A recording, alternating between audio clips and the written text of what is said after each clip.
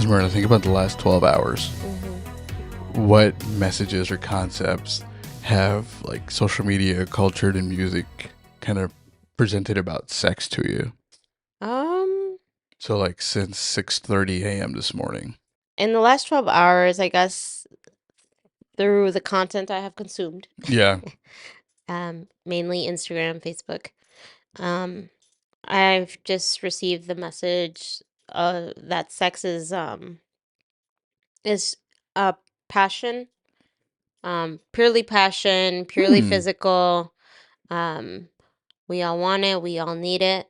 Um, which are messages that are not all entirely false, you know? True. But rather it's just I saw like it's rather skewed, and not God-centered. Hmm.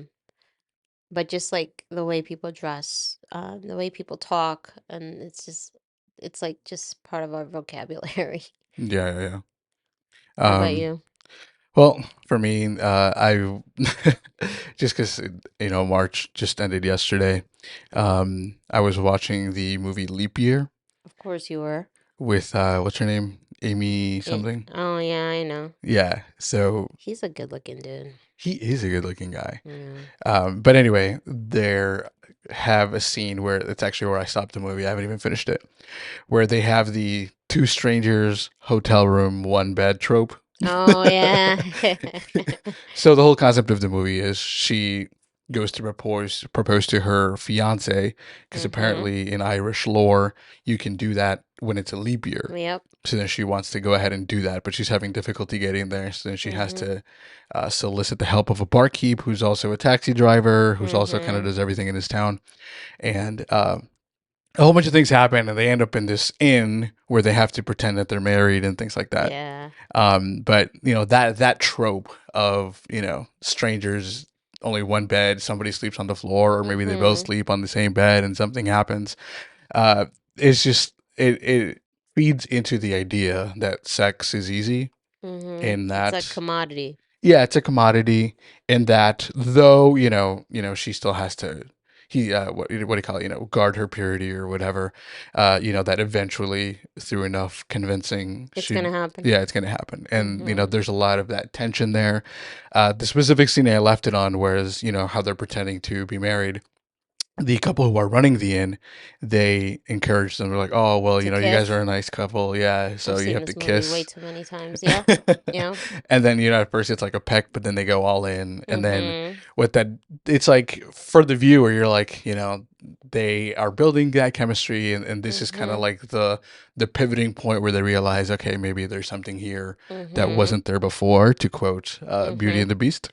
Mm-hmm. Mm-hmm. But this whole time she's engaged, I know.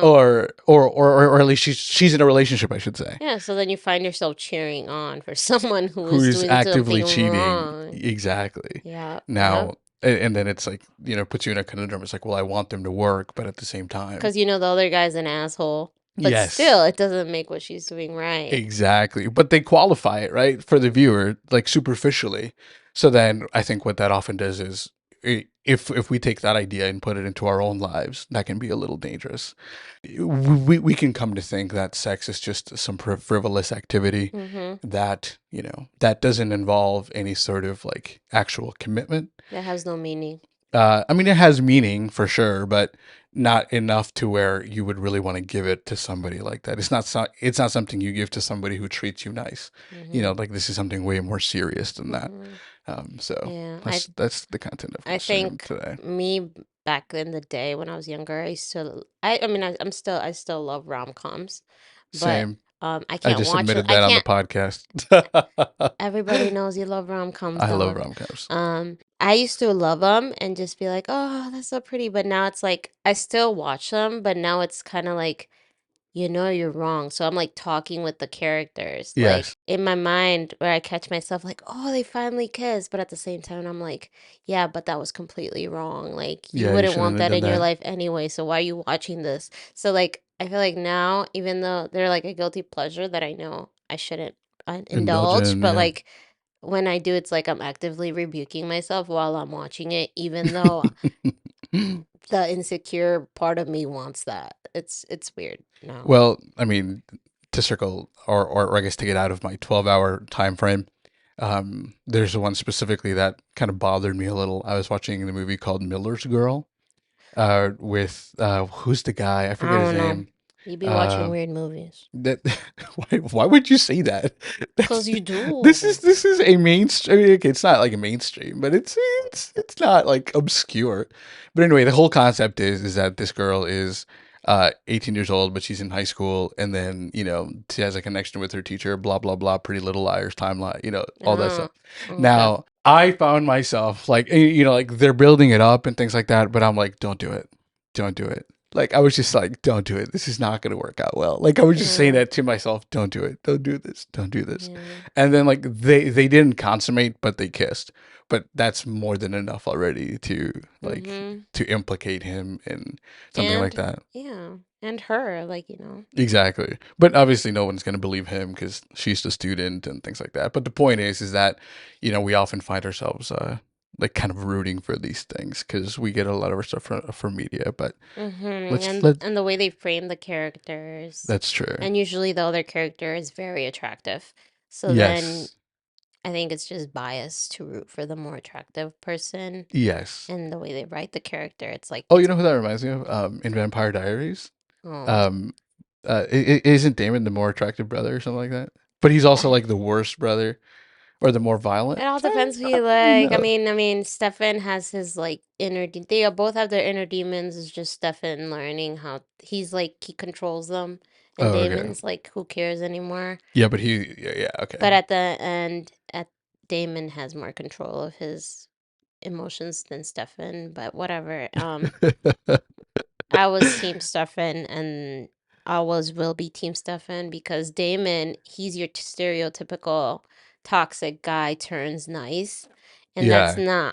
that's not what anybody should aim for. Like, I mean, you want to turn nice for but sure. he's toxic. Like, Oh, I see. like yeah, I'll turn nice for the woman that I love. Okay, not okay. Yeah, You if know, that's the reason, yeah, then like no.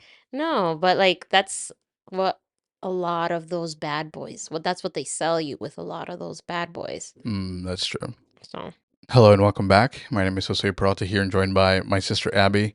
No Mike again today, Doc. It's unfortunate.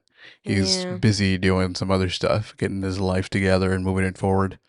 yeah. But today we want to talk about sex and everything sex. Now, you asked me a little bit ago, like, why did I rename it Embracing Sex? And the reason I did so is because the whole concept has been marred and it seems so nebulous a lot of times Mm. or so foggy that we don't take time to actually attack it because we don't know what angle to attack it from. You're talking about, excuse me, in the church Yeah, or just in life? I think both.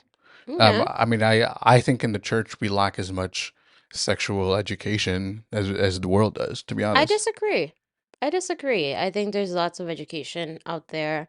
Um, But like the common folk, I mean, I'm not saying that that there isn't a lot of education available in the secular space. I'm talking about like your common folk.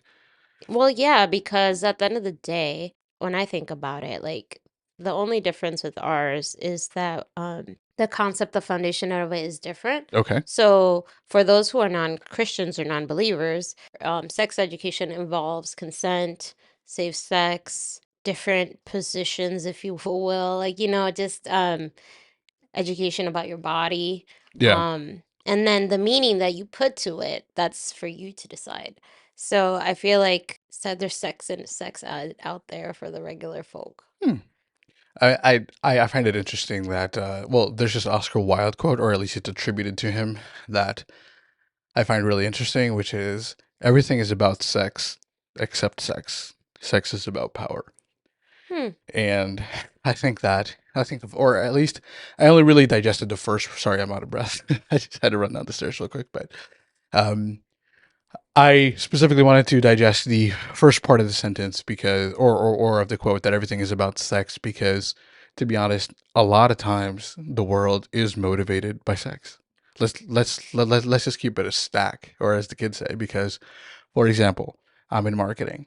What Mm-hmm. is the first rule of marketing? Sex sells? That's it. Yeah. I mean, let's keep it 100. I A mean, lot of our motivations can be traced to sex or a desire for intimacy. Well, yeah. And I mean, the more we get into this topic, it doesn't surprise me because if you look at God's design for sex, Hmm. it doesn't surprise me that everything is about sex. It's just without God. Yes, that's true.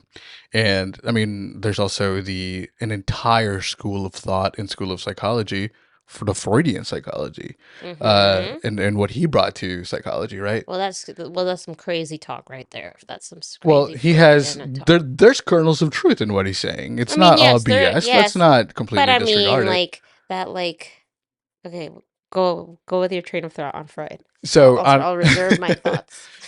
So essentially, how I understand Freud right now, I mean, is that he thought that everything was about sex, even from a child, like Mm-hmm. from the point you were a child.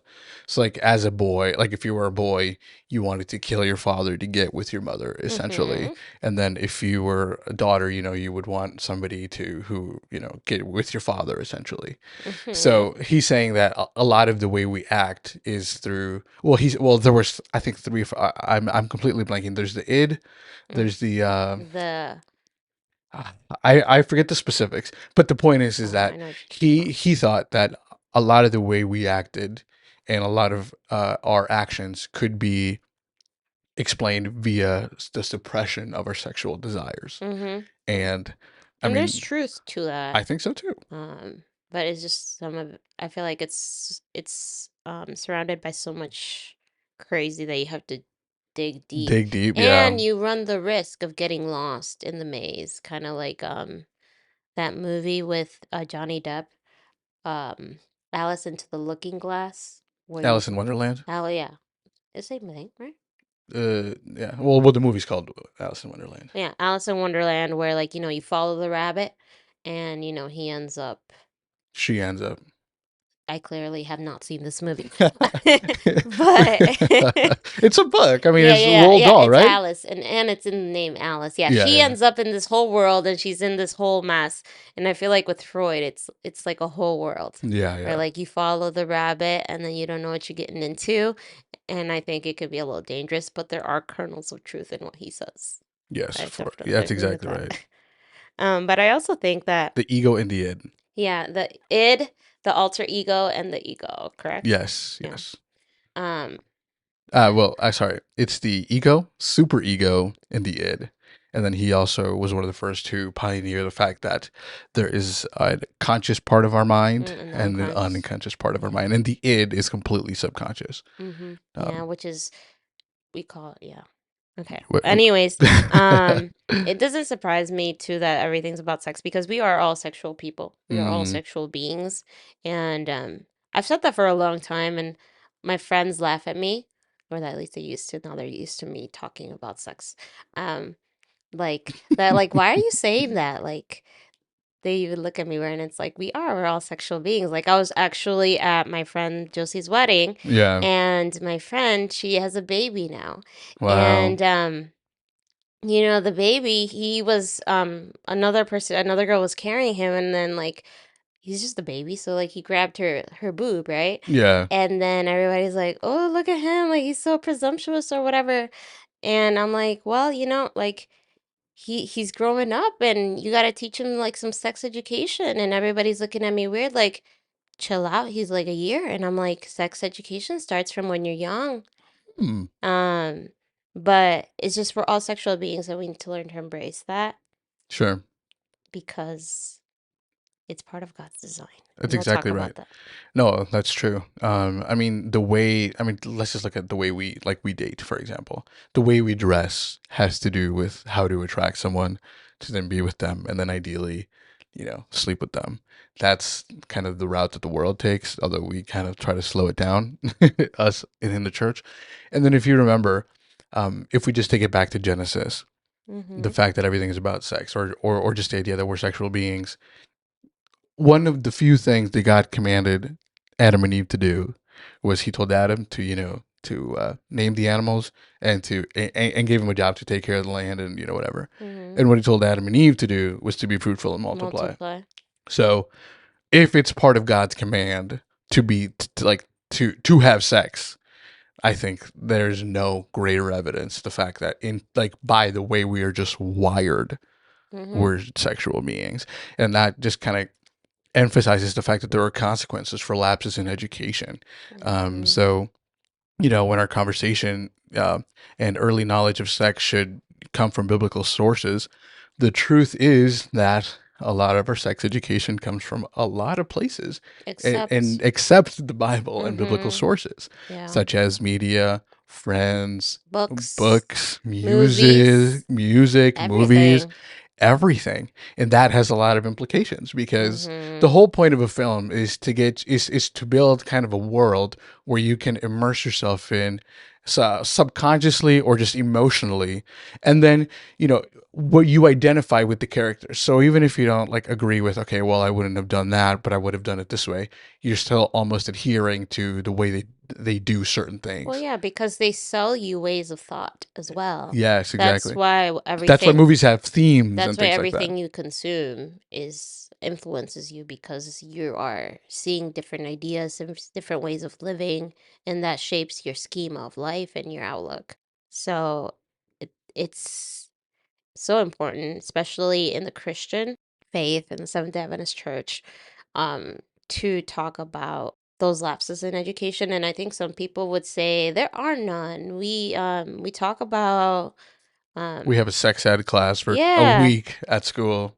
we talk about they give them the babies or whatever. Oh, the birds and the bees. Yeah, or Oh, you mean yeah, like they the give them actual the physical yeah, babies? the Oh, you're little right. those little fake babies, and then you gotta take care of them, and you learn where like babies come from, Yeah, and then what else is you learn that sex is till marriage, and abstinence, and that's it.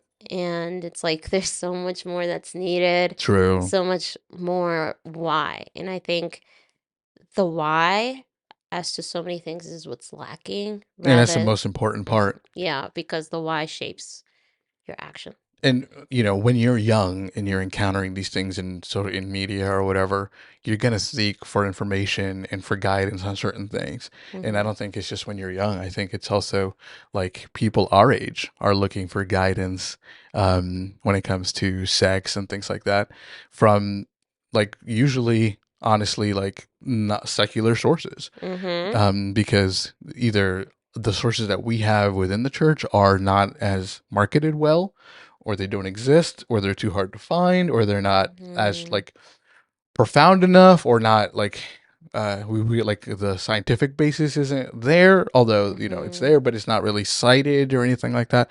I feel like we're dropping the ball when it comes to that, and that has a lot of different consequences, Yep. where the biblical principles in sex, like I said, are either not taught at all, or are like a background thing, Mhm. where whatever the world says kind of overcrowds it, and then you Mhm. see like a lot of yapping, a lot of Yeah. talking, but then when you say, well, I don't have sex before marriage, it's like, oh, okay, but there is no depth to that. Mhm. And then when people are like, well, I mean, it feels good, no one's getting hurt, why not? Yeah, And and if you then have no people get hurt. backing, then you're gonna be like, yeah, why not? You know? It's like, well, my church told me so. It's like, that is the worst possible answer you could give, Yeah, because the yeah. church is not, you know, Mhm. that's not really how that should go. And I mean, just thinking back on my own education, like I just think my mom would give me back in the day, they used to make these American Girl books on like your sexuality and Oh, all this really? stuff. Yeah. So mom would give me those books and stuff. So, Were they good? they were Well, good, but at the same time, they weren't Christ centered.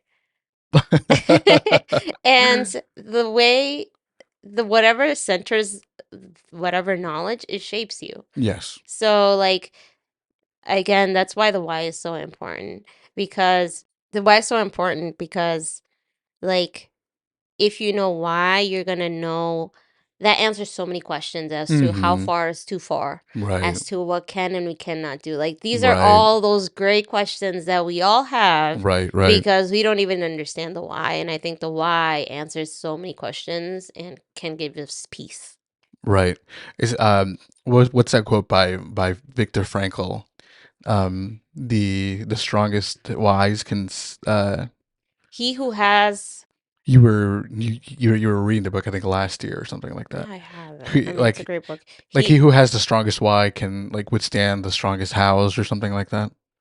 Yeah, something like But that. I don't know off the top of my the head. the entire objective is that the stronger our why is, the more resolute and confident we'll be about our choices. Mhm. Because the thing is, when we have, like, when our first sexual encounter arises, like, let's say I meet a girl or something, I'm 17, I'm 15, I'm 13, and you don't really know what to do except what Yeah. the world tells you, which is what? Wear a condom. It's like, okay, And I well, mean, your like, first the sex. consequences aren't explained. They're not talked through. And I Um, mean, even that concept of self of like, what's your first sexual encounter is not just when you meet a girl. right, Like, how about when you get your first erection? right, That's a sexual encounter. Like, those yeah, are all sexual things that you don't think about right. that You have to walk through with your yeah, children, with that your are friend. that Oh, you yeah, start from young.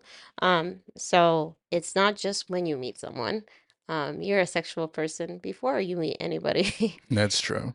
What percentage do you think of your sex education came from, like, media, school, friends, your own research, religious setting, etc.?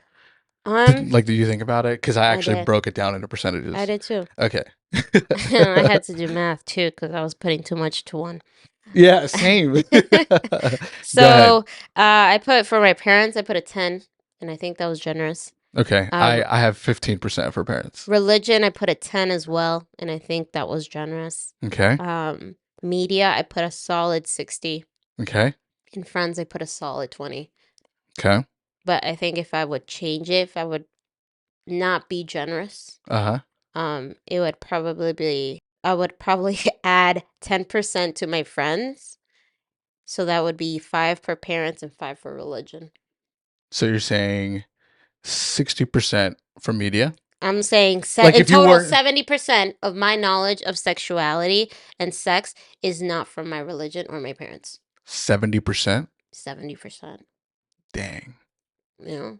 I mean, I am well versed in the topic. I mean, I'm not an expert, Right, but right. um it's just always been a natural curiosity of mine and just who I am. Okay, so run me through your percentages again. Your non-generous ones and then your Non generous ones. non-generous, Yeah, media is 60, yeah. friends is 30, religion is 5, parents is 5. That is insane. Yeah, yeah. If I was being generous, parents 10, religion 10, media 60. Notice media never changed. I mean, okay, that's true. Yeah. And friends is 20. Friends is 20. Yeah. Wow. Mm-hmm. How about yours? All right, so here's how I broke it down. From most to least. So we have media at 40%. So almost 50. I mean, and I thought of putting it a lot higher, but then I was like, okay. I put parents at 15%. I put school at 10%. I did friends at 15%. And I made a category you didn't put, which is my own research, which is 20%. Well, I mean, I put media. Media encompass for me school and research, everything. So it's not just Instagram. It's not just It's Instagram. It's not not just just Instagram. movies. It's research. It's my education. It's Okay. yeah. So that's what I call media. Okay. And then religious setting, I put it 5%. It's like the worst. Yeah. And I mean, to be fair, in my own research part, some Ellen White is included in there, so I can't completely disregard it, obviously, Mhm. because that was part of my sexual education through kind of what she says and things like that. Mhm. Now, again, the fact that media is like averages out to 50% between you and me is shocking. Mhm. Uh, And I don't think that's rare. that's true. I think for us, it might be on the lower side, as a matter of fact, Maybe. because Although I would say now in the place that I am, yeah, I would put religion up. I would bump it up. 10 is not being generous anymore. To where I am today. yeah. When I was back in the day, no. Okay, so walk me through that distinction there of, like, your education now versus education then. So I would say it's like life before Christ, life after Christ. Understandable. Not in the sense that like I mean Understandable. I was like we were born in the church and Right, stuff, right. but when it comes to knowledge on sexuality, Yes. I think God led me to some resources Yeah. that shed more light as to his design for sexuality Hmm. that completely changed my worldview and just brought me to where I am on the topic. So that's why. So Okay. it's like I feel like through time God has been leading me to this point. Hmm. and redeeming some of the learned knowledge. That's a good way of looking at it. Um, Now, I don't want to say that, 100% of the media knowledge that we have is bad, because it's not. But No. uncensored and uncritically thought of, it can be very dangerous. Which is Yeah. why I feel like, for, let's say, the younger Adventists, we should hope to at least provide or lean more into the our own research slash religious, Mhm. setting, and academic as well. I don't want to discount that Mhm. by any means, but Like we should probably not, or refrain from learning as much about sex from media as possible. I think it all depends what you want to be your foundation. Because That's a good way of framing it. in Yeah, media, the foundation is never going to be Christ. it's you So and what you want, your exactly. desires. So, if, as Christians, if our goal is to be like Christ and emulate Him, Mm-hmm. then we shouldn't strive to get our sexual education from media. It's Not true. maybe more like movies and stuff, like Mm-hmm. sex education, sex ed classes. Those are all great. Um, but I think the main source should always be the Bible as Mm, Christians, because that's gonna be the solid foundation and provide mostly everything that you need to know. that's true. Let's dive in head first. Let's talk firstly about, well, first, we're going to talk about a few things. First of all, the importance of sexuality, embracing God's design. And then, if we get some time into it, we're going to talk a little bit about, the temptations and things like that. Mm-hmm. So, firstly, what do you think? You mentioned earlier that we as humans are sexual beings. What does that actually mean? Like what? Like give me some tangible, things to hold on to. Like, what does it mean that we're a sexual being? Well, for starters, let's start with anatomy. Okay. Yeah. Yep. We all have specific anatomy. That's part of Mm-hmm. our sexuality. Before I get into that, though, I think it should be important to say that sex and sexuality are like terms that are thrown around, but we should make some distinctions that I Okay. think should be noticed in this episode. Um, okay, so what I have here from my notes is that so essentially what we should note is that sexuality is a broad concept, right? So it's the Yes. umbrella that encompasses all the aspects of a person's gender, sexual desires, sexual beliefs, and sexual An experiences. expression, Exactly. So then all these definitions, I got them from this book here. which is I've called. told you guys about it, Sex and the Single Girl So, by Dr. Julie Slattery. if you're watching on YouTube, you can maybe just pointing it at the Yeah. camera. It's a great book, but it's in this book where she defines just like the different things. Like for example, sex is the physical act, but then sexuality is more of like the part of who you are. Okay. And then your desires is your wants, Okay. right? So we have a longing. When I think about, and after reading this book, it just clicked for me. Like we have a longing for connection. We have a longing to be known And to know. and to know. And the deepest way to do that is through sex. It's true. And that's how God created it to be. It was Mm-hmm. like through that book that I learned that, sex is a metaphor.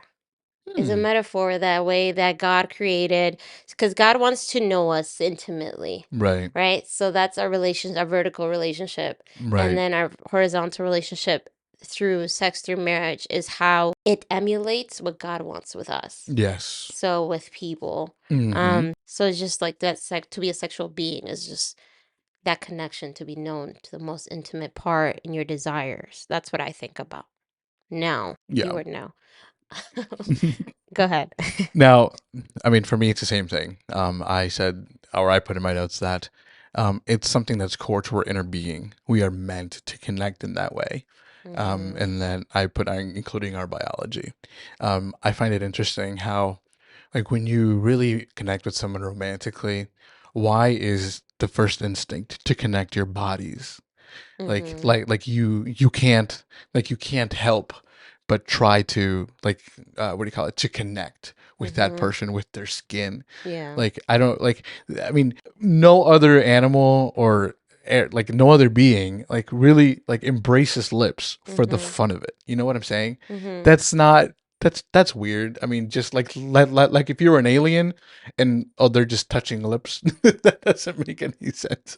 But to us, it makes a whole lot of sense. It's natural to want to connect and to share our bodily fluids, to want to feel their warmth, on my Mhm. hands and, their body on mine, things like that. It's just a natural way to express love in the most intimate way possible. Yeah, that That's why, like you sometimes like when you really connect with somebody, like in the world, you want to speed run through everything because you're mhm. just so caught up in the way that they express themselves to you and the way that you express yourself to them that you can't help but just give them everything all at Yeah, once. that's why when Dr. Slattery, the author, when she explained it as a metaphor, it made total sense to me What was the because metaphor? the metaphor of that like our longing to be known, to be loved, like that Mm-hmm.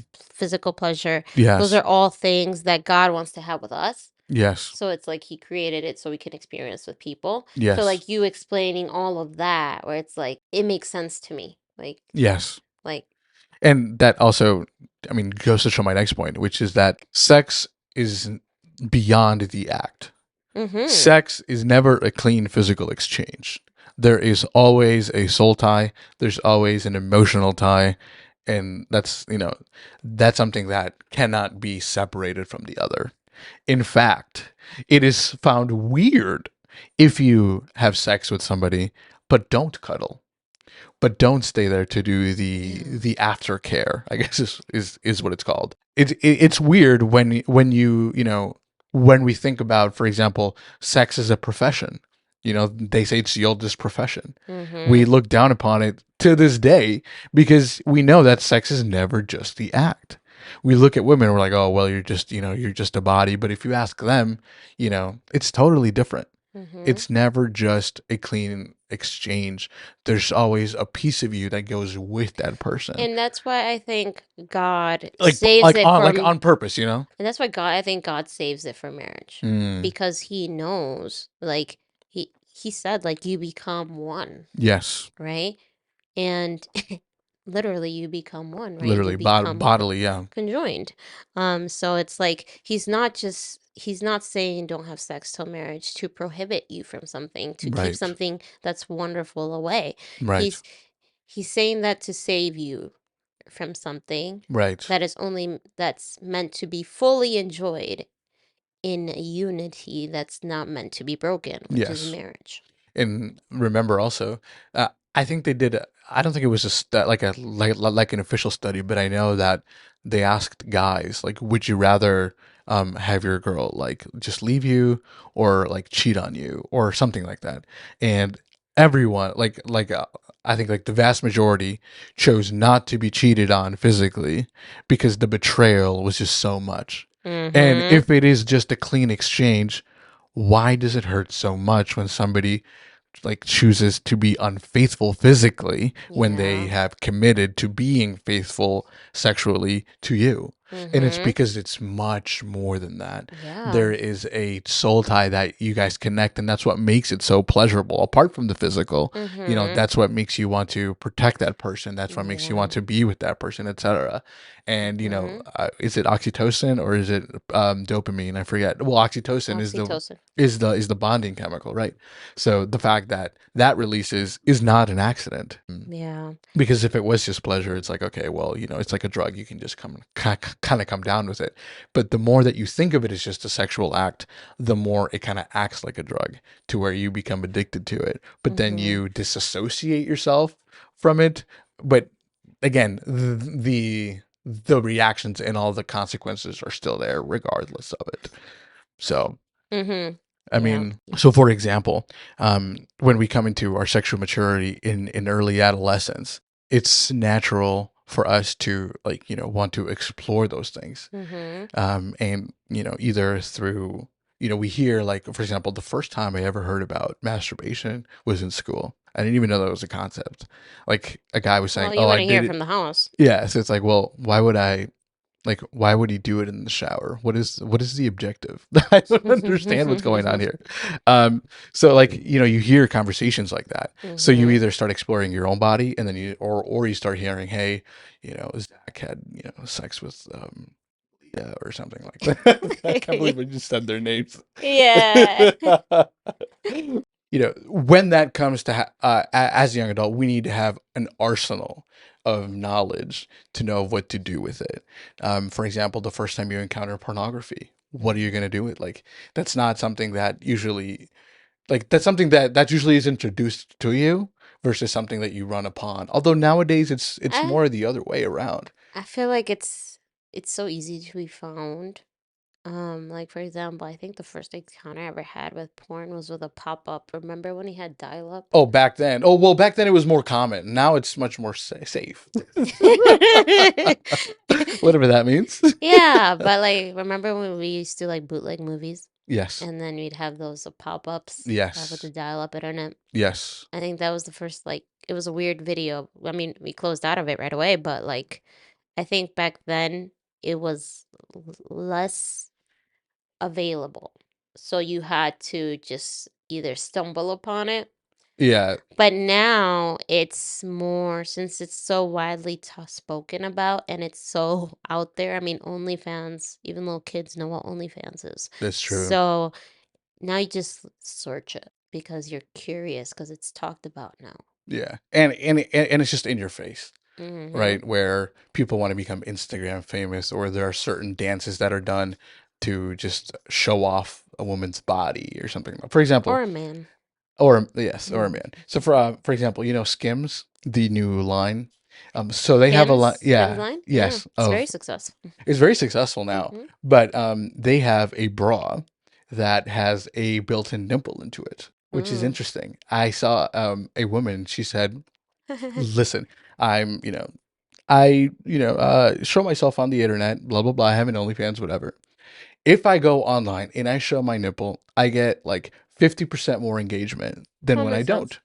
So then she's like, "Okay, now I can actually put a shirt on, and if I wear one of those bras, I'm still gonna get the engagement." Mm-hmm. So even the And probably no chafing, because no what yeah, no, never mind. chafing. Yeah, go All ahead. right.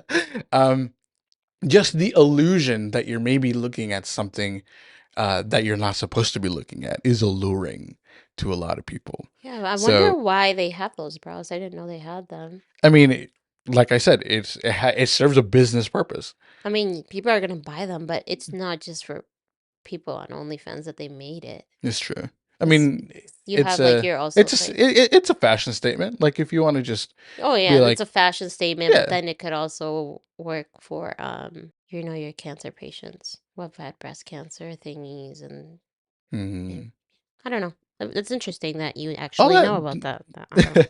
yeah. Well, the reason I know is because I've been doing some research on their marketing strategy. They were one of the first to go into, or I should say, start marketing like from a woman who made things, a line for men. So they started with young basketball players. Yeah, they just started that, didn't they? Yeah, they started last year and they Mm-hmm. went all in, Yeah. and they did like a Super Bowl thing. So they went all in on men, which is usually not the way that it is. You usually sell leisure clothing to women because they're the Well, one I like mean, they're trying to compete with the Lululemons of the world. So the yeah. fact that I mean Lululemon is like they know that they're for women, but the fact that Skims is trying to market to men and women at the same time broadens their scope. Well, So yeah, because so they need to so their broaden it. marketing potential is just amazing. That's I why I heard was that their men's researching that. boxers are really nice. Oh, so they're competing in quality too. Good for them. Mm-hmm. Dude, that's awesome. Mm-hmm. Let's talk a little bit about the link between spirituality and sexuality. I think that sex is a uniqueness of being like more spiritual than physical. Where like the actual, I think I did some research. The actual, like the average amount of time that one has sex for, I think it's like 7 to 10 minutes. What? I think like the amount of like a sec, just having sex. Mm-hmm. The average amount of the time that someone has sex is 7 to 10 minutes tops. Okay. Now, what that says is that, why would people kill for sex, or why would people go to such lengths for a 7 to 10 minute experience? Because it's a very well pleasurable activity, Josh. I agree, but my point is that it's more than just the physical pleasure that's the allure. That's what I'm trying to get at. Yeah. That spirituality is so interlinked with it that a 7 to 10 minute activity, people kill for, they, cheat on their partners for, et cetera, et cetera, Yeah. et cetera. There's a huge link there. I think that the link is always going to be there because God is the creator of sex. It's true. So it's no wonder that there's a strong link and a strong bond. Um, it's something that I learned is that like our sexuality paints a picture of the gospel of love, Mm, of knowing, of deeply knowing someone, of keeping a promise that can't be broken. yes. All things that like God wants us for us. And like in First Corinthians 6, 12 to 20, um, it's I'm not gonna read it all, but essentially it's a section of the Bible that it talks about um sex. Mm-hmm. It focuses merely on sexual immorality, but um one thing that I like about it is that it says, I have the right to do anything, but not everything is beneficial. Right. And then it talks about how here, let me read this one. Chapter verse 13, you say, food for the stomach and the stomach for food, and God will destroy them both. The body, however, is not meant for sexual immorality, but for the Lord, and the Lord for the body. Mm, Meaning our bodies belong to God. And by his power, God raised the Lord from the dead, and he will raise us also. So it says, I'll just read it because yeah, just the so whole thing. You're it good. says, do you know that your bodies are members of Christ himself? Shall I then take the members of Christ and unite them with a prostitute? Never. Do you know that he who unites himself with a prostitute is one with her body? For it is said, the two will become one flesh. But whoever is united with the Lord is one with him in spirit. Mm, Flee from sexual immorality. All other sins a person commits are outside the body. But whoever sins sexually sins against their own body. Do you not know that your bodies are temples of the Holy Spirit, who is in you, whom you have received from God? You are not your own. You were bought at a price. Therefore, honor God with your bodies. This verse is a lot of times used about how our body is a temple of God. yes. But if we put this verse in the lens of sexuality and embracing sex, we Yeah. see that our bodies are God's, meaning we're sexual beings. Like, those are God's. So, like, if we like commit a sexual sin, Mm-hmm. sexual immorality, we are sinning against our own body. Therefore, we are sinning against God. Wow. Like, so that link between spirituality and sexuality is so strong because God is the one who owns our bodies. We don't own them. So it can't be broken. Yeah. I have on here too that I think that it's even more important because um, sexual trauma can last longer than physical trauma. Mm-hmm. And, you know, I have here an example of like the effects of pornography, where I think I heard a testimony somewhere where a guy, he was like addicted to pornography for years. And he said that to this day, he still can't look at women the same. Mm, And I believe it. whereas, physical trauma, let's say you broke your arm, you can heal from that. And, Mm-hmm. you could probably still remember it. Maybe when it rains, it still aches or what have you. But when it comes to like sex and like not looking at all women the same way, Mm-hmm. that sticks with you. Mm-hmm. And not only that, but there's a reason that God wanted us to be so careful. There are a lot of things that can happen when you have sexual trauma or bad sexual experiences when you're young, Yeah. that can shape who you are as a Oh person yeah, it changes your into the whole world future. outlook. Yes. And not only does it change your outlook, but it can change the course of your life. Where, Mm-hmm. let's say, for example, God forbid, someone touched you inappropriately, and now you have an adversity toward men Mhm. where let's say you won't let your dad come near you, even if he Mhm. wasn't the one who did it, Mhm. although statistics show that it's usually a family member. Someone um close to you. so yeah, Yeah. somebody close to you, where now you build an aversion to men, or vice versa, right? Mhm. Although I did hear another study where Or uh, aversion, you not aversion towards the other person, also aversion to yourself. oh, okay, walk me through that. We're like, Like, well, I'm dirty, or it was my fault, or yeah. what? I feel like there's more of that than just you don't want other men to get close to you. Okay. There's more of that. I feel like that's what lasts more. Hmm. But then again, Well, I am not a victim of sexual abuse or yeah. anything, so I don't was gonna quote say me on there that. is a man. What was that study I wanted to quote just now? Oh, do you know there's a show called To Catch a Predator, and To Catch a Predator No, usually is where another older weird men show. talk to like underage girls online, and then usually when they come to consummate, they are met by the police and Chris Hansen from the show To Catch a Predator. And so now they're caught up into like this thing where they're like, oh man, like I thought I was talking to this 13-year-old girl, and turns out I was talking to the cops. And the show was wildly successful because it caught a lot of like abusers So the until police people became the catfishers? the what? The catfishers? So like they, Yes. oh, okay. Yeah, but I mean, I think they run a lot of sting operations like that anyway.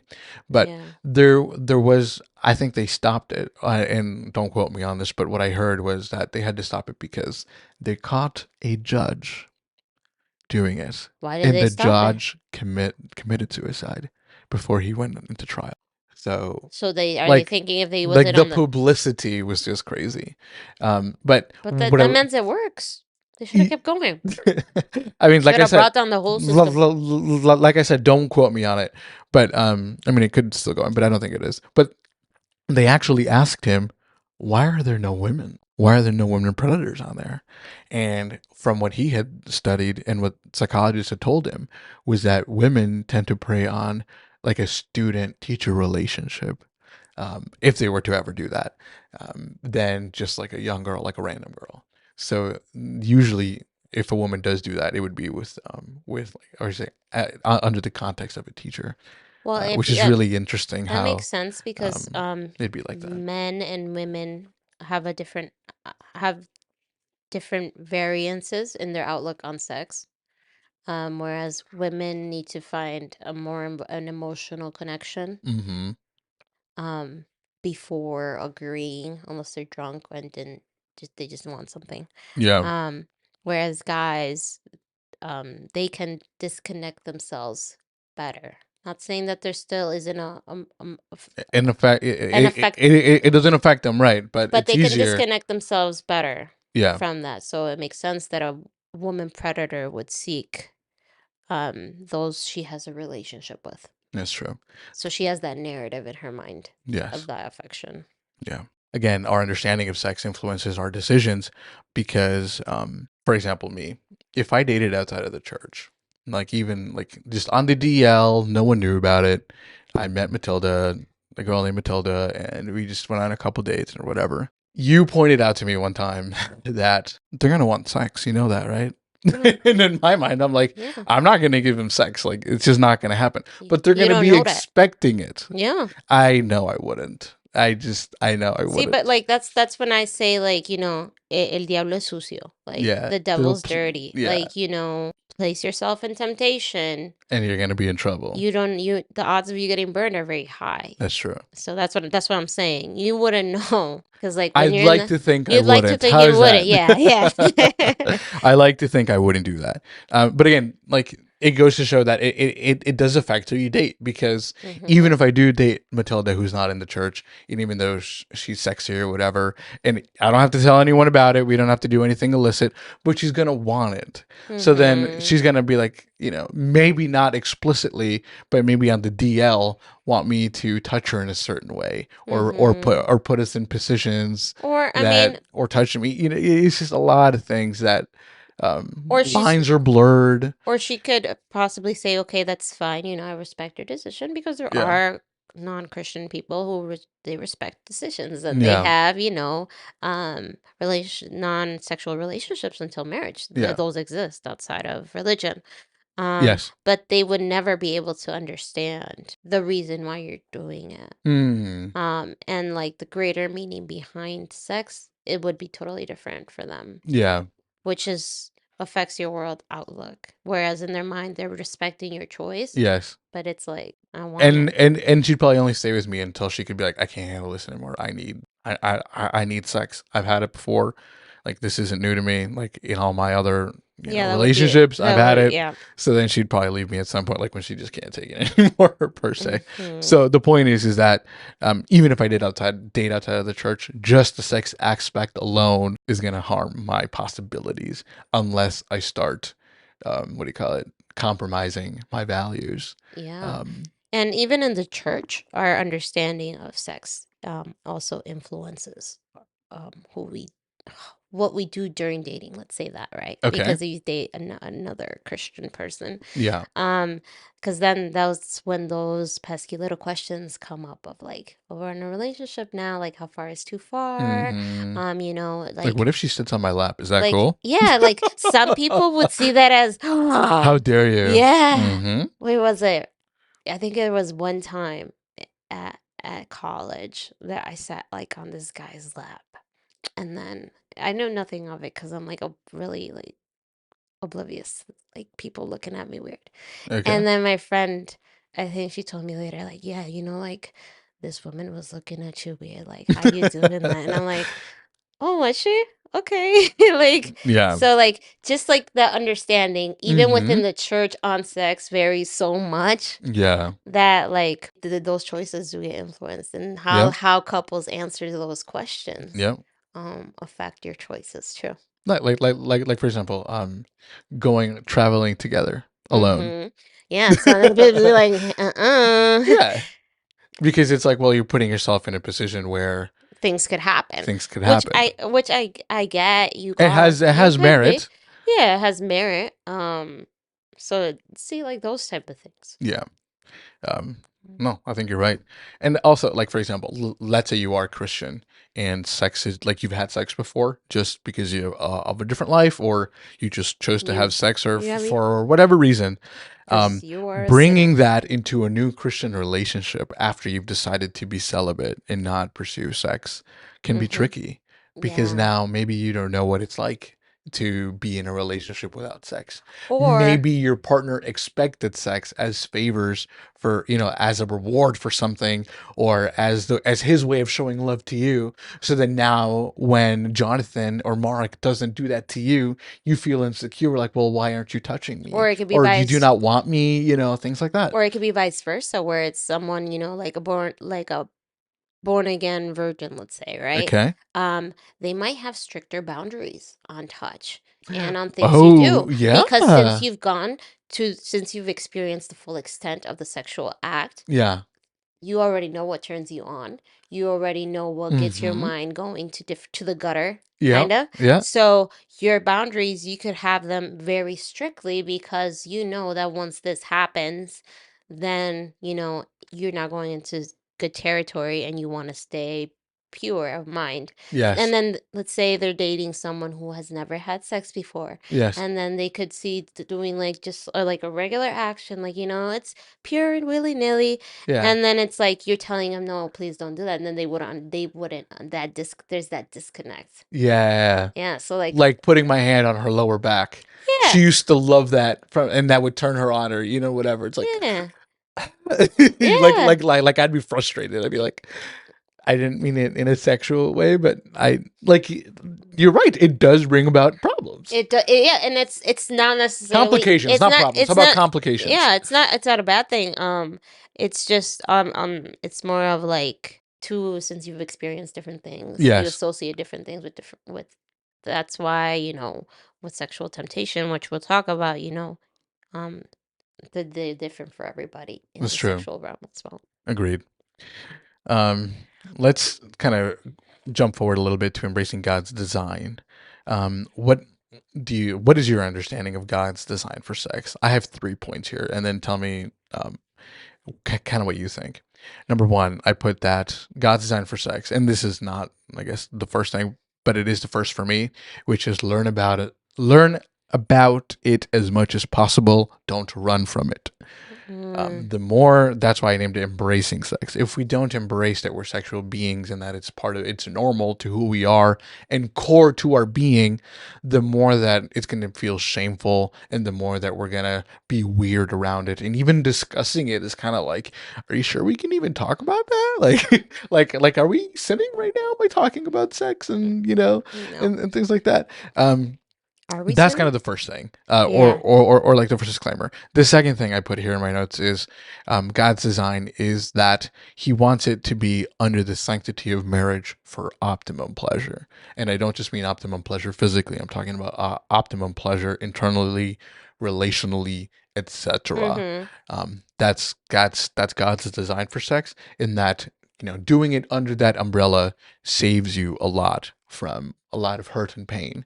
So it's not just like a boundary, like you can't leave. It's actually a hair of protection, um, where it saves you from a lot of things. Yeah. And then the third thing I have here in terms of God's design is that it's for enjoyment. I think my understanding of God's design for sex is enjoyment. Sex isn't just for procreation. There's a Mm-hmm. reason why it's pleasurable, Yeah. not just so we keep doing it. Like, for example, we could eat food that is bland every day and have all of our nutrients, but the fact that God provided us with food that is varied and has different tastes and things like that is analogous to the fact that there's something about pleasure that is in part as part Mm-hmm. of the intent.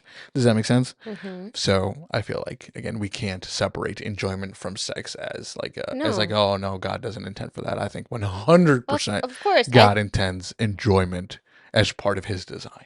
Yes, for sure. I think I have the same points, All just in different mindset. right, let's hear it. I think God's design for sex, um, apart from it like being a metaphor of like the relationship that He wants with us, Yes. I think it's also so that we can partake of His nature. He's a God. Mm.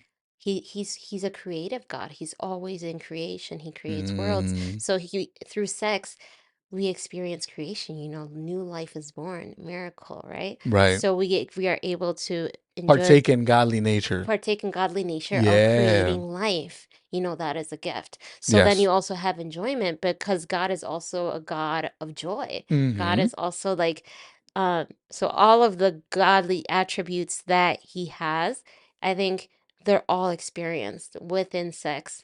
Wow. How cool is that, huh? So yeah, so like that godly Mm-hmm. nature, like He gives it so that we can experience through it, through Mm-hmm. sex.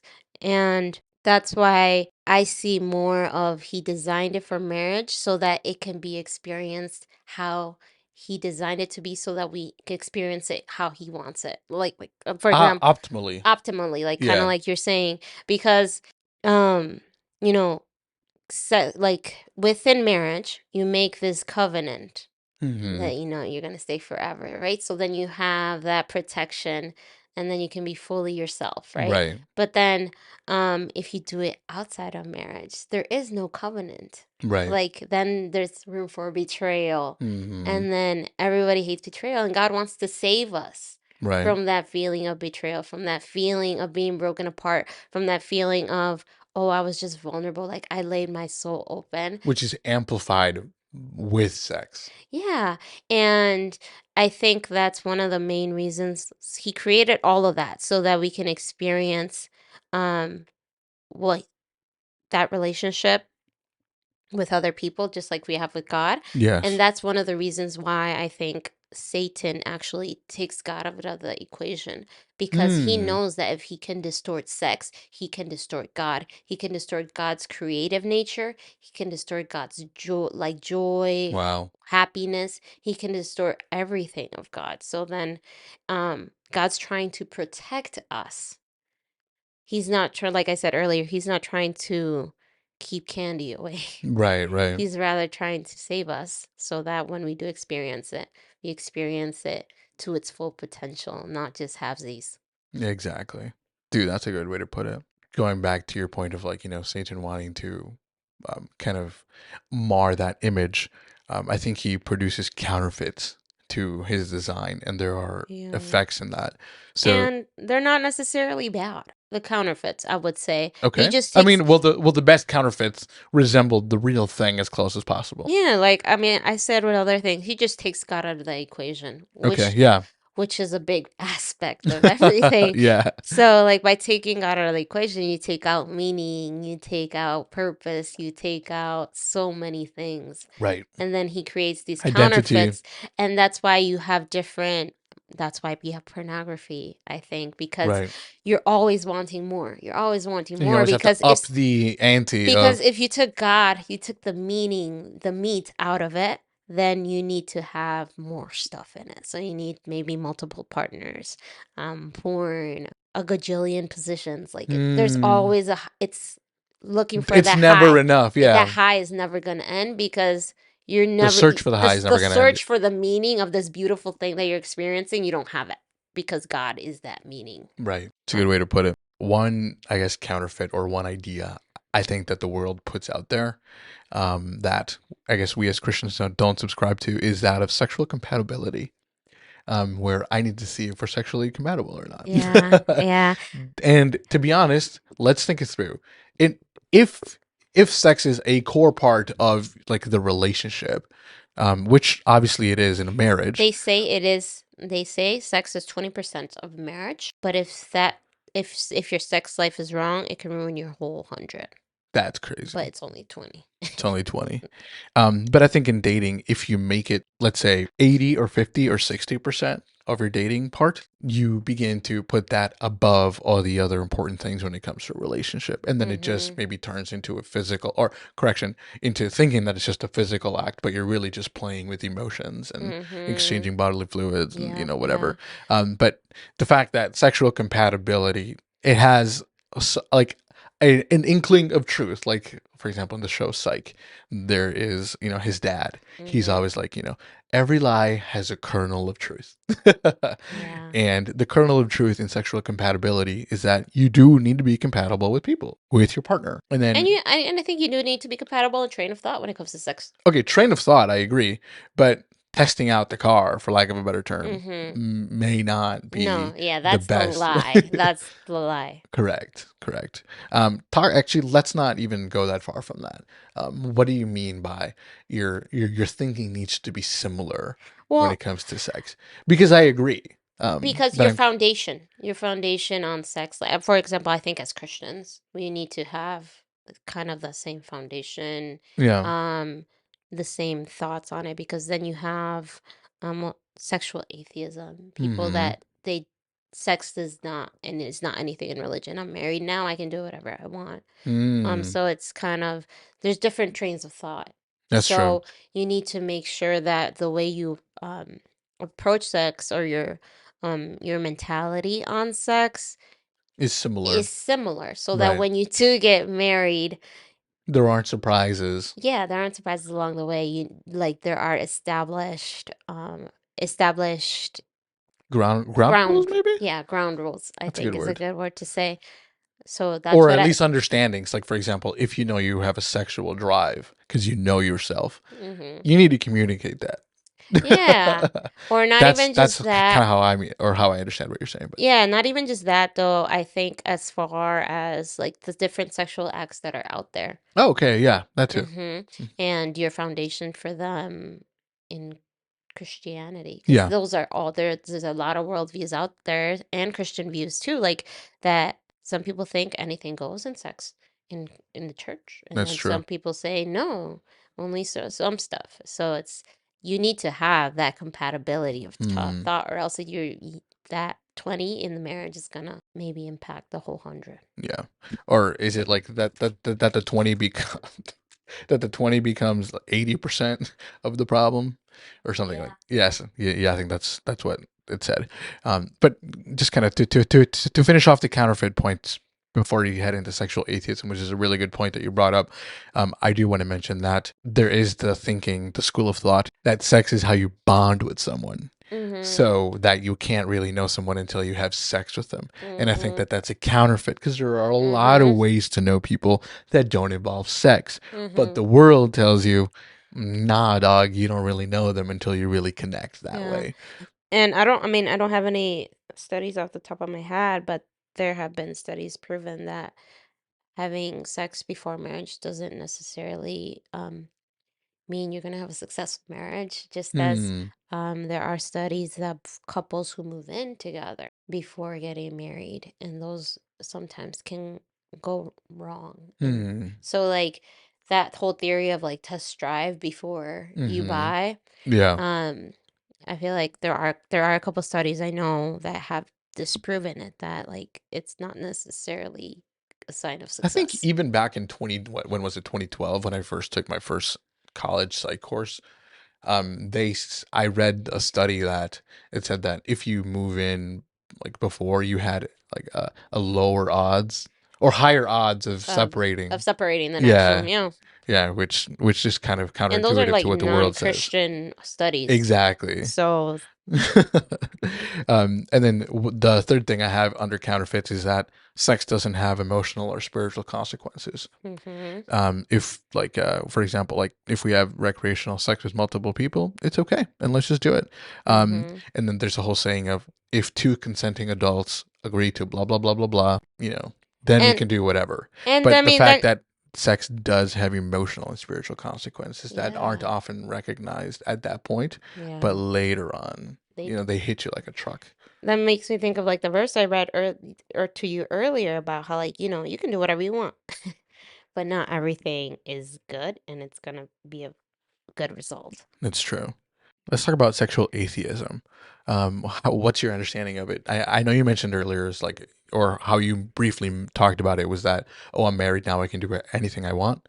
Yeah, Um, so like that's one example. yeah, my I understanding is that God doesn't have anything to do with my sexual choices. That's that's essentially what sexual atheism is, from Okay, I haven't understood. I had never thought of sexual atheism until I read that book I told you about earlier.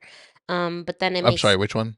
the Sex and the Single Girl. Okay. I had never, but then she put it this way where like if you take God out of it and all the information that you look for is, you know, research. If you go to the world for information on sexuality, Mm-hmm. like, and you don't involve God, like in that aspect of your life, you're atheist. Hmm.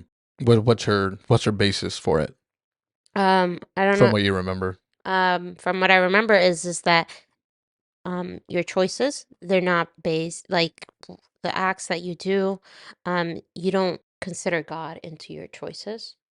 But rather, Hmm. you look at research, you look outwardly instead of to You the make Bible. science your God, Yes, you make in science essence. your God. Yes.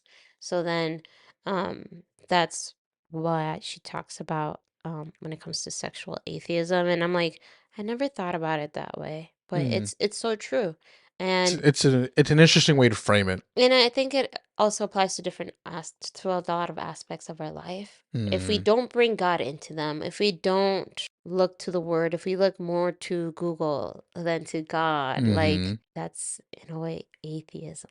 Hmm. Or I mean, I think we can do both, but I Mm-hmm. think you should weigh, or at least as Adventists, as Christians, we should weigh more what God has to say about it.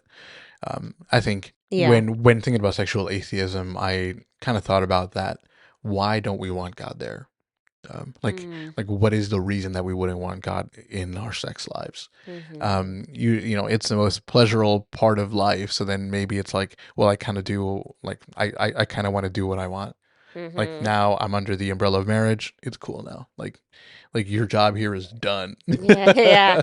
And but then there's like those people that take it to the other extreme where it's like there's this pastor Arnaldo Cruz where he's like, you do not need to have song service before you have sex. Yeah, yeah, yeah. Like You don't need to pray before. I Yeah, guess there are couples out there extreme. They have like a whole church church service service. before. Oh no. I'm not saying that. What I'm saying is that God is intricately involved in your sexual choices Yes. and thoughts. That's true. Hey, and those choices may come often like daily. I mean, when you're married or when you're dating or in a relationship And when you're single too. and when you're single, because sexual integrity includes what we choose to watch, what we listen to, what we choose Mm-hmm. to read, think about, etc. I mean, Yeah. is it just me, or I feel like before songs used to be more Wholesome. okay, wholesome, but they relied more on innuendo Yeah. than they did on explicit. Yeah. So, okay, Well, don't. back then people were more creative too, so. Yeah, so there's this AI song by Bad Bunny that completely blew up. And you don't have to listen to it. But the point is that part of the song, he's very explicit, like what he wants to do or like what he's done or whatever. Mm-hmm. And the AI song is made with Justin Bieber, Bad Bunny, and Daddy Yankee. And in Daddy Yankee's part, he's more explicit, I guess. It wasn't really about Bad Bunny, but Bad Bunny is like the what do you call it, the main artist in that's featured. But anyway, Mm-hmm. in the Daddy Yankee portion, the writer of the song, he has Daddy Yankee say something that's very explicit. And as the freaking nerd that I am, I You Googled it? I googled analysis of the lyrics because I can't stop thinking about anything. So anyway, there was this girl who was just reacting to the song, and one thing that she pointed out was that Daddy Yankee, he would never say certain lyrics because they were too explicit. So like Mm. he would like walk around certain things, but he would never like it would be too crude lyrically to put it out there. So then it Yeah. would just hurt the integrity of the song, not because he was a not because he was a saint and didn't want to do that, but because just the integrity of the song would Mm-hmm. suffer from just being so explicit. For example, the song Gasolina, which is his most famous song of all time, that is all innuendo and Of suggestive. He course. doesn't actually say Say anything bad. anything. Mm-mm. But Those are the best songs. I mean, I never really enjoyed that song personally. But No. I mean, no, I've never enjoyed that song either, but like those songs that are more innuendos, they're yes, more poetic. They actually take talent. Right right. now, the And singers, a leave lot more of the to the imagination. it's very easy to just say sex, sex, sex in a song than actually take the time to come up with a very nice way. Of saying it. Yeah. Yeah. Like for example, the Luis Fonsi song, that one went big I don't know. worldwide. Um, Oh, what's it? is it like super famous with Justin Bieber? Well, I mean, he did it first, and then Justin Bieber did a remix with him. Oh, Oh, what's it called? no, no. Is it Luis? It's not. Is It's Luis Fonsi. Oh my gosh. It's Despacito. It's Despacito. Despacito. Like Okay, I've never actually heard the song, like so I don't that really know. that one is it has a little bit more. It's a little bit more less new like Less nuanced nuance like it yeah. So it has lyrically. some words that like are more out there, Yeah, pero at its core it's like it's a seduction, it's a dance, yeah, and artists these days they don't have the time or they don't have the talent or they just don't care because they just care about the money and yeah. whatever. Anyway, the point is your That point. the point is that the sexual integrity is it includes what we listen to and things like that. Yeah, what we listen to, what we watch, What we read, what because we think about. if the mind can't distinguish between what you think and what you do. I mean, God says he who looks at a woman To lust to after lust her has committed adultery already in his already in heart. his heart. Adultery is a sexual act. Right. So it's like, That's why porn even exists, right? yeah, How you just looking at it, you're aroused. You're like, how yeah. yeah, exactly. So it's just that sexual integrity. So embracing God's design, he wants us to be integral in all other aspects in what we watch and what we Yes. hear, because even just one little song, Mm, can elicit desires. it's true. Before its time. I think that sexual desires don't just spontaneously become a thing once you get into a relationship. Like as single people, I believe that we What do you mean experience by that? Like the, they're not just spontaneous going to show up?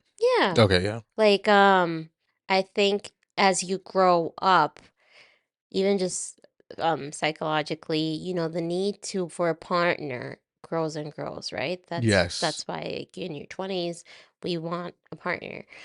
So like because we all have sexual desires and needs that are of our own, and just because we're not married or don't have anybody, it's not like they're non-existent. Exactly. And I think we need to acknowledge that, because I think Hmm. also that's one of the other things that's And make peace with it. Embrace it. circled upon it. Circled upon, like, you don't, this is not a topic we talk about.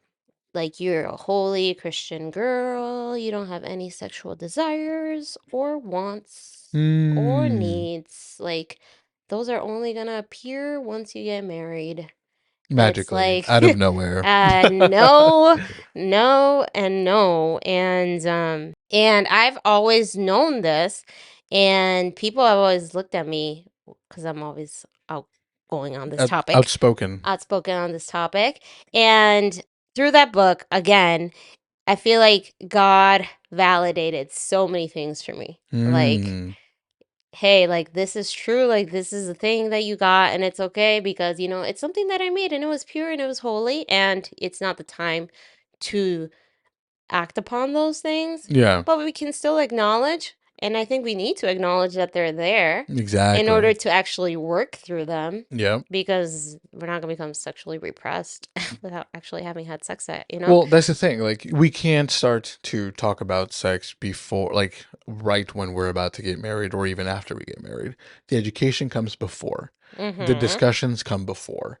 And if we don't talk about it during our dating lives, and by talking about it, I mean knowing And who during we our are. single lives too. Yeah, yeah, well, like if we during our single lives don't do like personal learning about our bodies, Mm-hmm. are things that turn us on, for lack of a better term, and or just kind of, Sorry, go well, ahead, like go ahead. if watching a certain thing, it like just puts you in danger, why would you? Oh yeah, yeah. Okay, okay, yeah, yeah. I Yeah. see what you're saying. I'm like, where are you going with that? But anyway, um the point is that the conversation needs to be had way before. So we need to start disabusing our minds that the conversation of sex is illicit, and start embracing it more and more. Uh, Yeah. and we need to bring Jesus into it, because the more we bring Jesus into it and the more we make it explicit, the more we can make better daily choices. So Yes. that, again, we don't put ourselves in situations where we make it difficult on ourselves to say no, where clothes come off and then you're like, okay, well, actually, this is gonna sound dumb, and I don't even know why I'm saying this, but I had this dream where there's Matilda, and I just wanted to sleep with her, and in the dream I was gonna go through with it. I was Mm-hmm. like, clothes were off and everything, Yeah, you were. Mm-hmm. and she was the one that stopped me. Mm. And I felt rebuked. That's good. I'm like, wait, I'm the Christian one, and why is she stopping me? Yeah, she's looking I'm out like, for holy you. crap, that is so humiliating. How the non-Christian girl who I wanted to sleep with in this dream was more in tune to her values than I was. Or she has That's better self-control. Yeah, okay, yeah, exactly. Yeah, better self-control than I had. And I'm like, oh man, that like, it hasn't really left me. Well, How, it's like, also I know I need to be integral, like, and just very, like, like, walk what I preach, I guess. mm-hmm. Well, Because otherwise, like I said, if yeah. that were to ever happen in real life, I don't know how the hell I would. I mean, like I said, I'd feel absolutely Yeah. humiliated. Well, I mean, it's also easier to have self-control when you've already either experienced it or you already acknowledge your need for it. That's true, It just yeah. made me think of Vampire Diaries since you mentioned it Mentioned it earlier. earlier. Um, so Stefan, he's the good guy, Hmm. and he doesn't drink human Human blood, blood, right? the synthetic stuff, right? And he works to repress that nature, right? Mm, Which is good, right? But yes. his brother, he is actively, like he feeds on human blood, which is bad. Right. And but he has control over it, so he can stop and he can go. But like Stefan, since he works so hard to repress it, even just a little drop, he's gone. Oh, I see. So He like, goes crazy. yeah, so like the more we work to repress or even or not acknowledge those needs, those desires that we Uh-huh. innately have, we're repressing it so much to the point that if it ever does happen, if temptation ever strikes, we have no self-control. Right. Let's kind of, I guess, do quickly here, fast forward into temptation as we kind of wrap up here. Now, temptation comes in all forms, in all shapes and sizes. Mm-hmm. And, they're a counterfeit to God's design. And I think that the best temptation, well, the Bible says that the devil comes to us dressed as an angel of light. So I think the best temptations come to us in a form where we see like, oh, it's actually good. Mm-hmm. Like you're actually gonna get something out of it. Like for example, I was listening to Joe Rogan, and one of the things that he advocates a lot is for like jerking off. And he Mm-hmm. says like, oh, just go do that and then get post nut clarity and then go do what you need to do. So then you use that post nut clarity as a justification Mm-hmm. for doing that, for like improperly touching yourself. And then now you're like, okay, well, I mean, post nut clarity is real, so why don't I go ahead and partake in that, because I need to learn, I need to think, I need to be better, I need to release Mm-hmm. some tension. It's So good for your health. it's good for your That's what they say. yes. Which it So, is, and it's not a lie. It's good for your health. yes, but again, if you take God out of the equation, Mm-hmm. then a lot of those things become more appealing. But when we bring God into those, we see that that's not his design. We can still acknowledge that it's good for your health We in don't the need to right deny it. time, Yeah. in the right place. Yeah. Because a lot of the times I think we completely erase all the world counterfeits, and a lot of them are true. It's just not the right time and not the right place, which makes it Like we completely deny the wrong. kernel of truth in there. Yeah. Yeah, that's true. What would you say is another counterfeit to God's design there? Um, Like a good temptation, I guess is what I'm saying. Like, what's a good temptation that you feel is shrouded in an aura of light? an aura of light. I can't think of one in an aura of light. Well, like I think I mentioned earlier, if you really want to bond with your partner, have sex. That's a really good way to bond. That's Yeah. temptation. Yeah. Um, I mean, apart from like the health one, yeah. that it's good for your health. Know your body. Oh, that's That's also true. an aura of light where like Yeah. know your body, know yourself, right? We talk a lot about, knowing who you are and what you want. Mm-hmm. And this is also an area where it's advocated to, how do you know what you want if Yes. you've never explored yourself? So that's, I guess it could be Yeah. say it's an aura of But light. again, now it doesn't always come in an aura of light. There's I feel like what would you most s of them don't. Okay, so give me some examples of those. Yeah, like what's the temptation? What's the draw there? Or like what are some temptations that some young Adventist young adults may encounter that aren't crowded, that aren't crowded in a or hidden behind a veil of fake light or something like that. I think one is like if your boyfriend or girlfriend entices you, to just let's just have fun. That's not really shrouded in it. Like it's wrong, but it's fun, Yeah. so why not? No one's gonna know. Why not? Yeah. Um, I guess the way you word it just throws me off. okay, so how would you word it? I guess for me, temptation is just that desire to have sex. Okay. I mean, obviously. Like for example, just like acknowledging your need. Like I Uh-huh. think like I said earlier that we have needs, and um some days you could be hornier than other days. Period. Yeah. That's a real thing, and the temptation is real to go out there. Of Like course. um I had a conversation with my mom about this, where like I'm like, "Hey ma, you got to pray for me cuz your girl needs it." Mm, I can get it, but I know it's not real. And then so just that need, I think it's like the biggest temptation. yeah. Which goes to show the importance of knowledge, right? Because Mhm. if you aren't knowledgeable in the certain areas, temptations are going to catch you and you're going to be like, oh, I didn't know any better. I Mhm. don't think I didn't know any better is a good excuse anymore. No. We have knowledge everywhere. Yeah. Before you used to have to, like, like go through let's say a certain amount of length to find out certain things. Mhm. Now you can do it on your phone, on the tram, wherever you are, and you're good to go. Yeah. But if you're being tempted, what are some practical steps you feel like we can do? I think the most one Most have a effective? most effective that has helped me and does help me Uh huh. is refraining. Like in that story that I just told you about when I was talking to mom, Yeah. um her response after I told her everything was totally different than what I thought it would be. You know what she said? No. She said, "Hallelujah." That was the first word that came out of her mouth. Didn't see that one coming. No. And then she's like, "This is great, like this is something that God created and he has Wow. put in you and that's okay and you can go to him." Like that's a totally that takes the shit Reframing, yeah. reframing, taking the shame out of it.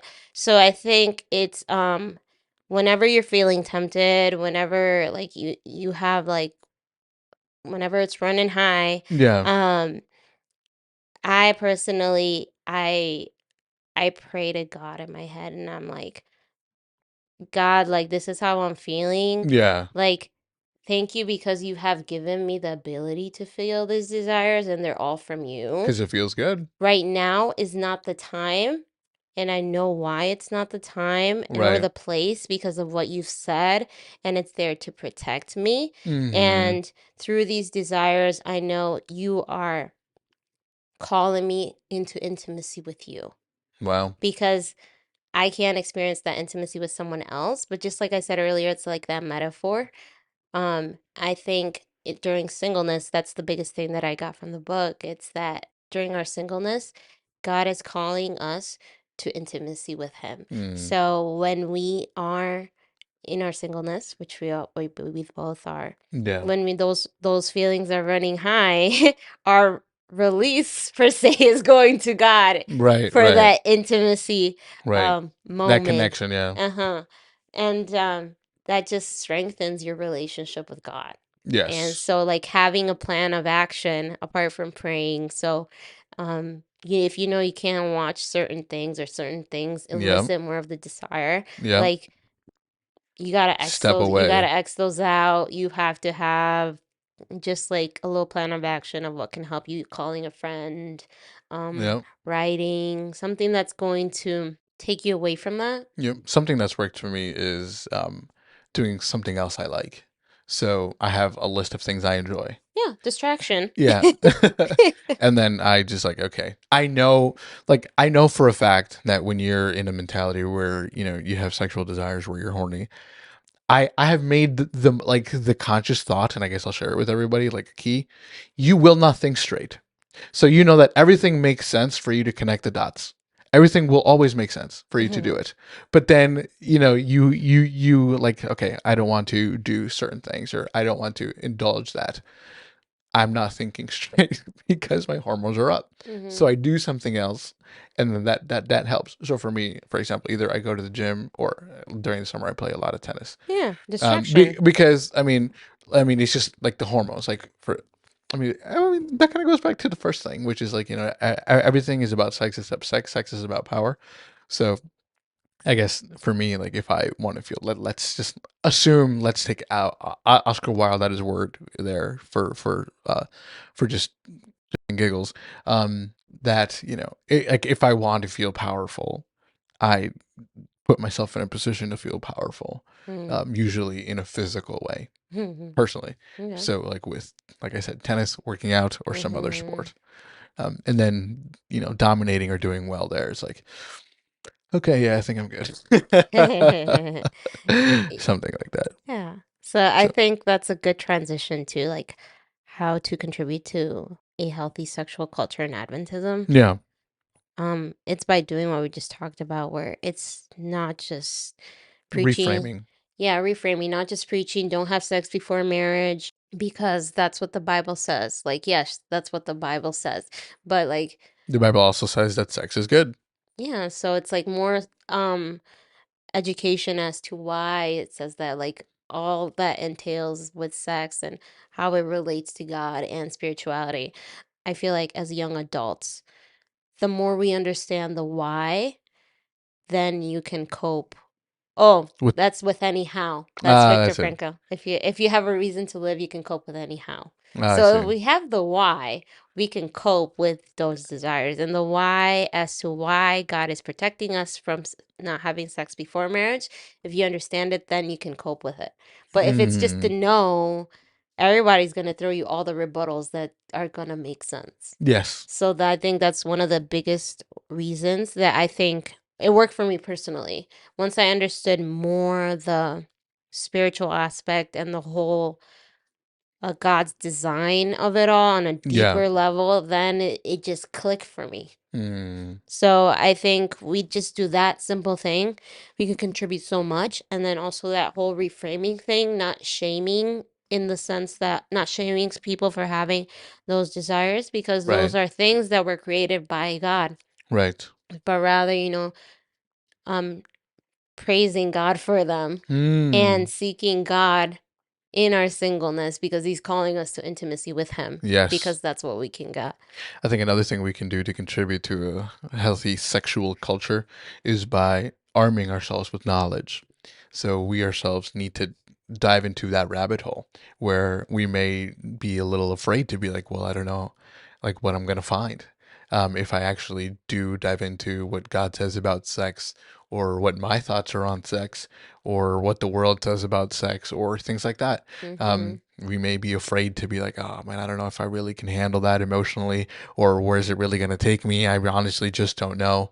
If Mhm. we can see, like, look into that void ourselves and make peace with it, for lack of a better term, and realize that it's not as daunting as it seems, Mhm. we can, I guess, through our actions, be an example to other people to help them also embrace sex, and that we're sexual beings and that God designed us this way, and that there's a healthy sexual outlet for a Mhm. healthy outlet for these things, and thus it's not something to shy away from per se. No. Um, And I think the more we talk about it, the less of a taboo it is. yeah, Hmm. yeah. And the better we are as people. No, that's true. I think another way to that we contribute to a healthy sexual culture, is by being faithful ourselves. Mhm. So I think testimonies of, you know, people who have fallen and have redeemed themselves are good. But I think there's no but. I also think that testimonies of people who haven't fallen and Mhm. can provide a pathway for others to not do that too, Yeah. is good too. Yeah. Like for example, I don't want to have to go through what Samson did Well, yeah. to understand that. And I Because God has redeeming power and God also has keeping power. ooh yeah. So like I heard that once and I'm like cuz a lot of the times we as like those who's born in the church, we disregard saying, "Oh, we don't have I don't have a testimony. Like I've always been in the church." But Right, right. when you realize and you see that God has kept you in the church, like that's a testimony in and of Yes. itself. Like Yes. there's There's yes, power in that redeeming too. power is like usually the big stories. You see like the before and the And the after, after, yeah. but keeping someone is hard too. Mm-hmm. Like, like Mm-hmm. we did totally disregard it. So, There's a saying that says that smart people learn from their mistakes, but mhm. wise people learn from the mistakes of others. Yeah. So I guess I want to be, at least personally, I want to be wise, or known as wise, and I guess be wise in and of myself to be able to learn from the mistakes of others so that I don't make those mistakes. Because I know that I've made mistakes in the past and they hurt me and they hurt other Mhm. people. And I want that knowledge, like, to avoid hurting anyone else. Yeah. And, so I don't walk into that same thing again, and, whatever it is. But any other ways we can contribute to a healthy sexual culture? I think we just Did we we exhaust said all the it. possibilities? Probably not because there's different ways to go about it, but I mean, we just kind of like a we random talked one. about a good couple. That's true.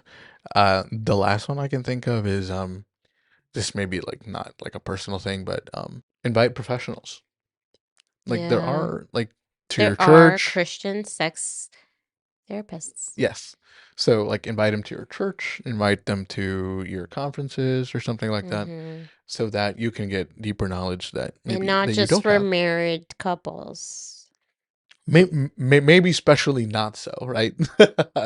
To like preventative care, like for lack of a better term. Yeah. Um, I think that's probably one of the last ones there. Yeah, that would be preventative care, like getting your yearly checkup. Yes, yes. Yeah. Do you have any final takeaways or any topics we should preferably dive into, or any final thoughts? I would just go to say that, that sex is something so wonderful that God created for us that we can enjoy and that we can partake of his nature. And that being said, also think that we should always keep that in the forefront of our minds, Hmm. whether it be you're in the single stage, in a relationship or married, because a lot of the times I think that we, especially I've heard this from like newly like Christian married couples, they're like, well, one person says like, oh, like, people talk about sex, but like it's not all that. And Dang. I think they're referring to like the physical aspect of it all. Yeah. But I think as Christians, we need to eliminate that. Like, I think by saying it's not all that, we diminish God and his Ah, creative power. Like, we can, like our language with it. Like, it's an interesting sex take. is Yeah. all that because sex is from God and God is all that. And because it's all that, we should give it the most, like our best, We should put our Yeah. best And efforts we should into it. always show it in the best light of what God intended it to be. Not saying that there's not bumps along the way, not saying that there aren't It's going to be a straight perfect difficulties and line. stuff, but Right. at the end of the day, sex is all that. Yes. It's all that and a bag of chips. And to It's worth experience, waiting for. it's worth waiting for. Mm-hmm. And during our singleness, it's worth embracing God's plan for us of seeking intimacy with Him. Dude, I love that. I think the last takeaway for me is that I think probably already mentioned it, but it's don't be afraid of it. Embrace sex as a concept, embrace it as a godly design, and don't be afraid to talk about it with your friends. Is that weird? Um, No, okay. I mean, because we don't really, I mean, you and I have conversations on this because we're weird, but, I or talk about like, it with my friends all the time. yeah, yeah, yeah. But I mean, I guess embracing it takes away that taboo, and the more that we embrace it as, I guess, humans and as Christians and as Adventists, the more that we're inclined to learn more about it, and the more that our curiosity will pique as to what God's design is. So Hmm. don't run from it, I guess is what I'm saying. No. Feel like address it head on, because the more that you do that, the better it'll be for you. I Yeah. don't know. Did we miss anything? We missed a lot. I mean, there's so much we can talk about, but I think that Yeah. was a good overview. If anybody wants to learn more about the book, it's called Sex and the Single Girl by Dr. Julie Slattery. She is a Christian. I don't know what denomination, Yeah. but I think denomination doesn't matter. It's all about um, her foundation in the Bible, and you can, do your own research and see if what she's saying about the Bible along with your Bible, and then go from I'd there. I'd be curious to find a similar resource for men. I Um, think men can read this. It's just I think since women I mean, women usually seek more knowledge okay, and okay, in the interesting. sense that like what do I do with this? Okay, yeah, yeah, Um so probably because she's a girl, maybe she wrote it for the girl, the single girl, right? You have your niche. yeah, yeah. That's true. But I think all of this applies to a man. So Okay, yeah. I mean, I I think mean, I'd you might not want to have a book that says Sex and the Sex and the Single, Single Girl in your house. or just reading it on the train. You're like, oh I shit. read this at the beach. Well, you're a girl. Well, yeah, yeah. You. It's different. That would be that would seem off. But I mean, if I do find something, I'll put it in the show notes. Yeah. On Or Spotify will. you could I always mean, it buy also the shows book up on and Apple, then but just put like a fake cover over it. I mean, yours is.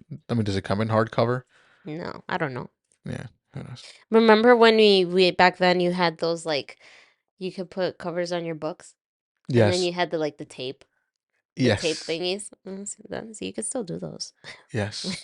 Book covers we used to call, and remember, like it used to be for like for us poor folk, Mhm. but you used to be able to do like paper bags. There was a Yeah. whole like science to it. It was so cool. Yeah. And then people used to take that opportunity to like design, draw on them and things Mhm. like that. But I was always fascinated with like the ones you could like, like the stretchy ones you could pull across The and stuff. stretchy ones, and then there was the plastic ones.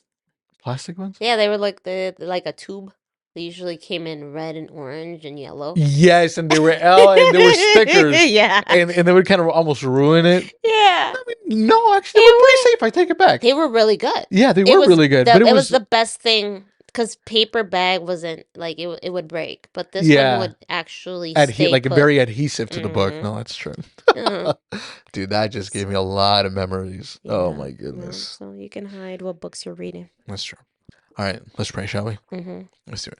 Father in heaven, thank you for loving us the way that you do. And Father, because the way you love us, you made sex for us to enjoy. Father, the fact that we're sexual beings is no accident. And I pray that we can embrace that design that you have for us and be able to know what to do with it, what the challenge is, and to learn more about it ourselves. Father, please help us to be able to withstand temptation and to have citadels or places where to run to, knowing that we can always go to you if we ever are tempted. Father, help us to always have that mentality that you, correction, please help us to always keep your design in mind so that the devil can't try to dissuade us and try to persuade us with temptations or lies wrapped in a kernel of truth.